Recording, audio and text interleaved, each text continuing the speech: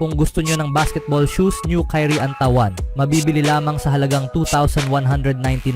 I-click lamang ang link sa comment section. Si Joel Embiid ay nakatanggap ng maraming galit at boo mula sa mga tagahanga ng France. Isang tagahanga ng France pa ang nagsabi kay Embiid na ibalik ang kanyang passport habang papunta siya sa bus. At laban sa Puerto Rico, tinanggap ni Embiid ang mga tagahanga na i-jeer siya na tinutokso sila sa pamamagitan ng pag-gesture na palakasin ang kanilang mga boses. Ang kawalan ng kasikatan ni Embiid sa France ay dahil tinanggihan niya ang pagkakataong maglaro para sa kanilang pambansang team pabor sa paglalaro para sa Team USA. Naramdaman ng mga tagahanga ng France na sinaktan sila ng desisyon at ginawa siyang kontrabida sa kanilang kampanya sa Olimpiko. May dahilan kung bakit piniling hindi maglaro ni Embiid para sa France dahil ang team na kasama siya, Rudy Gobert at Victor Wembanyama, ay mahihirapan na lahat ay maglaro ng sabay-sabay at may isa na kailangang mapilitang umupo sa bench. Sinabi pa ni Embiid na tila ayaw siyang isama ng team ng France na nagmumungkahi na ginawa niya ang desisyon na maglaro para sa Team USA base sa kanilang mga opinyon. Anuman ang kalalabasan, kailangang harapin ngayon ni Embiid ang kanyang desisyon at subukang magtagumpay kasama ang Team USA. Sa kanyang pagganap laban sa Puerto Rico, umaasa si Steve Kerr na makapasok si Embiid sa tamang ritmo sa tamang oras para sa Team USA at maging isa sa kanilang mga pangunahing player habang inaasam nila ang pagkapanalo ng gintong medalya sa ikalimang sunod na pagkakataon. Dahil sa nangyari, si Paul George kamakailan ay nagbahagi ng mga pananaw sa kanyang palabas na Podcast P tungkol sa payo na ibinigay niya sa kanyang kakampi sa Philadelphia 76ers na si Joel Embiid na kumakatawan sa Team USA sa 2024 Olympics. Binanggit ni George ang iba't ibang dynamics na kasama sa paglalaro para sa Team USA, lalo na sa dami ng talento sa sahig. Nakipag-usap ako sa kanya hindi pa ganoon katagal at ang sinabi ko ay ibang dynamic talaga kapag naglalaro ka sa Team USA. Kailangan mag-adjust ka dahil napakaraming talento sa floor, sabi ni George. Pero ang isang bagay na ibinahagi ko sa kanya ay nung naglaro ako para sa 2016 team, ang mindset ko ay tumutok sa depensa, pupwersahin ko ng todo ang binabantayan ko. Hindi ko ginagawa yun sa NBA pero alam mo na, hindi ko magagawa lahat ng ginagawa ko sa NBA. Pero may enerhiya ako dito para gawin iyon kaya iyon ang sinabi ko sa kanya.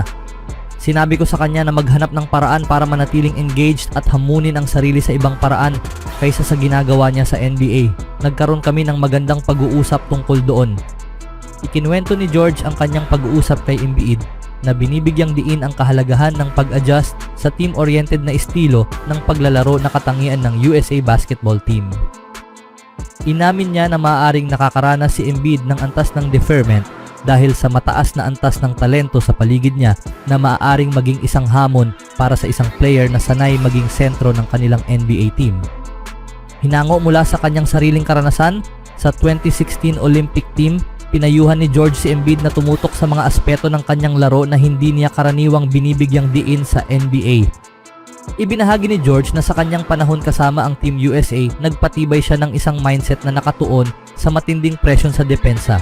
Sinisigurado ang kalaban sa buong court na hindi niya karaniwang ginagawa sa NBA. Ang ganitong paraan ay nagpapahintulot sa kanya na manatiling engaged at mag-ambag sa ibang ngunit makabuluhang paraan. Hinikayat ni George si Embiid na maghanap ng katulad na mga paraan upang hamunin ang sarili at manatiling aktibo sa laro.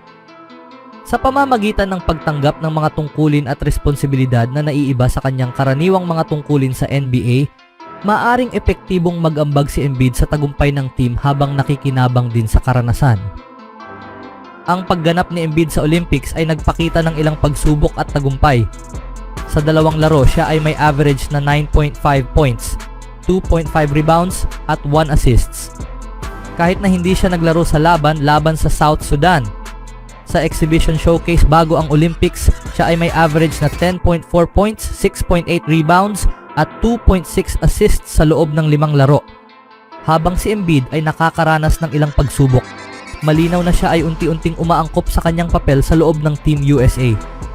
Habang patuloy niyang ini-apply ang payo ni George, malamang na magiging mas mahalagang bahagi siya ng mga pagsisikap ng team sa Olympics. Sa ibang balita naman mga kaibigan, maaring maghanap ang Golden State Warriors ng ibang malaking player kung hindi matuloy ang kanilang pinapangarap na kasunduan para kay Lauri Markkanen ng Utah Jazz. Dahil sa mabagal na progreso ng mga bagay, maaaring wala ng ibang pagpipilian ang Golden State.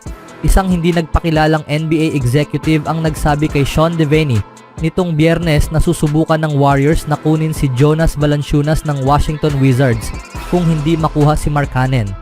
Ang Knicks, tingnan natin kung paano magde-develop ang kanilang center spot. Interesado ang Warriors kung hindi matutuloy ang deal kay Markkanen, ayon sa executive kay Deveney.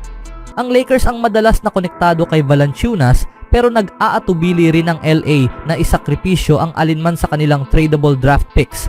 Isinulat ni Deveney kung at kapag naging available si Valanciunas, inaasahang magkakaroon ng matinding kompetisyon. Sa kanyang huling kampanya, si Valanciunas ay may average na 12.2 points sa 55.9% shooting kasama ang 8.8 rebounds at 2.1 assists sa loob ng 23.5 minutes kada laro. Isang aspeto na maaaring magpukaw ng interest ng Golden State ay ang 13-year veteran na nagsimula sa lahat ng 82 games noong 2023-2024 NBA season at 79 noong nakaraang season.